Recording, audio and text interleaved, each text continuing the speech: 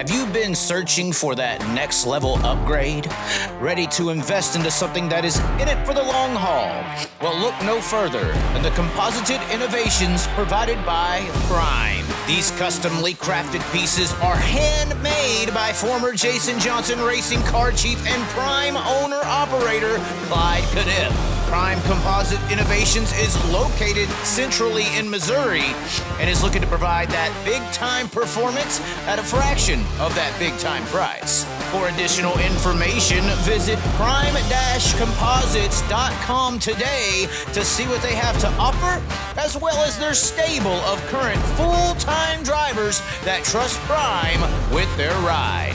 For the future of innovations, with the properly composited type, you can depend, move forward, and rely on Prime. You know, that's a weird thing that happens in entertainment is sometimes you could bring a guy in as a heel and it just don't work as a heel. You could bring a guy in as a good guy and it just don't work as a good guy. This happens the other way around sometimes. Heels can become all of a sudden the people will change into liking him. I think that's potential. I honestly believe, guys, that Reutzel is going to be the good guy to a lot more people than you're expecting. I think that a lot of people think that Reutzel got screwed by the World of Outlaws. I think they think he was singled out. Now, true or not, who fucking knows? I'm just saying. I think that since that has happened over the last few years, I know Reutzel drives aggressive and is hell, Carson Macedo, you can't even get as aggressive as Aaron Reutzel has been. But in the own right, sometimes aggressiveness doesn't necessarily build haters. And in this instance with Aaron Reutzel, I know a lot of people are thinking they're going to use him as the bad guy, and Aaron Reutzel can play the bad guy really well, especially with his driving tactics. I just think that Reutzel is going to be appreciated by the high limit fan base. And the reason I say that is the reason, for his performance. I think maybe he's cleaned it up a little bit. I know I'm probably going to eat my words on that one. But I think Reutzel has cleaned it up a little bit, maybe because of age, maybe because of who he's racing around. It looked like he raced pretty clean at Volusia. Sometimes that is because of who you're racing versus what he'll do to a regional local guy, just like we have with the Hafer-Teep deal. If it was somebody else, would he have raced him that way and just reared him out of the way? Sometimes that does happen when you're racing regional drivers versus national names or gravels or sweets or Schatzes or whatever. I do think he has changed his driving tactics on the national scale. Now, he's not afraid of them. I think this is why people are going to switch on Aaron Reutzel. The reason I think they're going to switch, or Aaron Reutzel is going to become a fan favorite more than a hated individual by the fan base, is because he's going to be the one guy from the high limit stable that ain't afraid of nobody's outlaw ass. He ain't going to be afraid to put it on y'all's outlaw. And this is on y'all's outlaws. And this is why I say he may be cherished and cheered by a particular group of the sprint car racing industry, because there are still people out there who love high limit and fuck you outlaws, and there's people out there who love the outlaws and fuck you high limit. And when Reutzel steps up over into your outlaw races and starts racing aggressively against your outlaw drivers, the people who are fans of the high limit series are going to enjoy that and love that. They're going to like that they got a rough dog in their corner. So I don't think so much. I know people are thinking Reutzel's a heel, a bad guy. And I agree with you. Maybe the average high limit person who watches, or maybe the average sprint car fan who watches both, is going to see him as still this over aggressive, dirty guy or whatever. But I'm telling you right now, there is still that split, at least in the fan base, to people who support high limit versus the outlaws. And the people who are high limit ride or die fans, Kyle Larson fans, basically, who have been introduced to sprint cars over the last few years, those people who are cheering for high limit to be the best of everything, woohoo, go Kyle in your little series you love, they're going to like Aaron Reutzel because he's going to get over there and race y'all aggressively, maybe not as much as a regional guy, but he's not going to race y'all scared. He's gonna feather y'all out to the wall in the exits when your front end's there. He's gonna throw that slider that you're gonna have to lift and hit a brake on. Maybe he may be the Carson Macedo of the high limit series, but I don't know.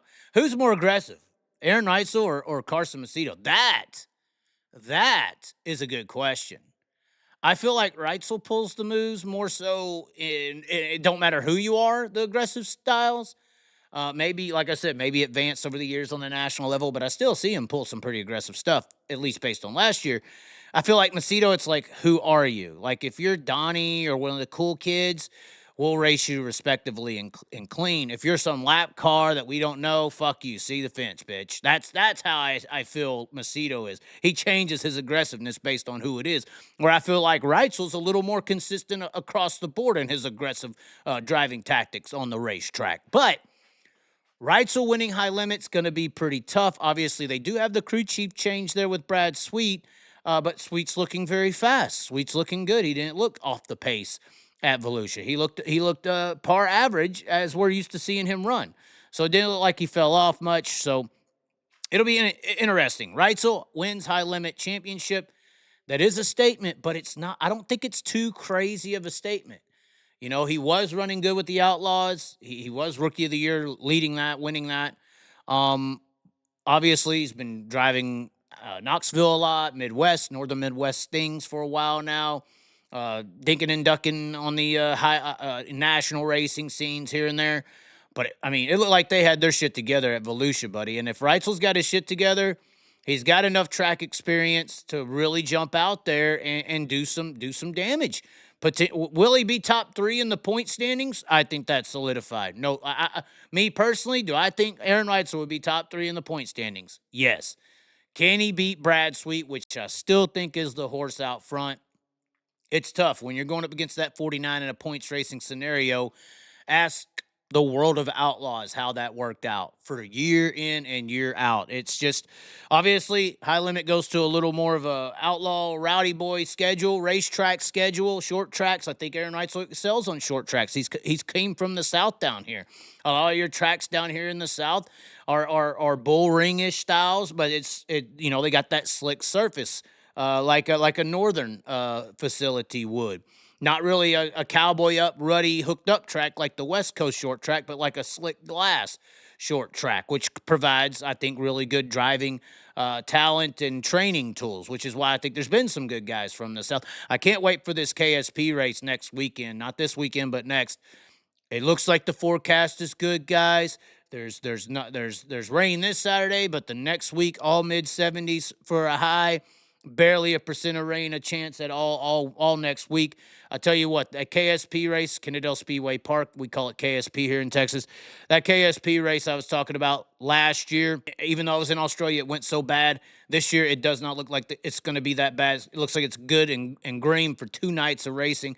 Going to be potentially some of the best racing you could see. Because once again, down here in the South, KSP, some other short tracks that the Outlaws don't go to, but KSP in particular, one of those tracks, slicks off, stays slick, has that kind of Port Royal slickness to it, but it's a 1/4-mile track with a little bit of a berm. It does have the wall all the way around it.